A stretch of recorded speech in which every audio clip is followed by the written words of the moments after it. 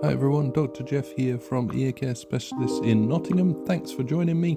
This patient suspected wax in their ear, having had muffled hearing on the right side. We take a look in there, there's a few hairs and a little bit of wax, but actually there's a wall of skin growing across the ear canal there. It's a little bit dry, so I decided to put some oil drops in there. As we return then, a few minutes later, you see the ear now glistening, and the oil drops can just help with the suction process and lubricate the ear canal and just help bring it out. So we bring this wall of skin away, just comes through there. We reveal a little hair down the ear as well, that could have been giving him a tickle.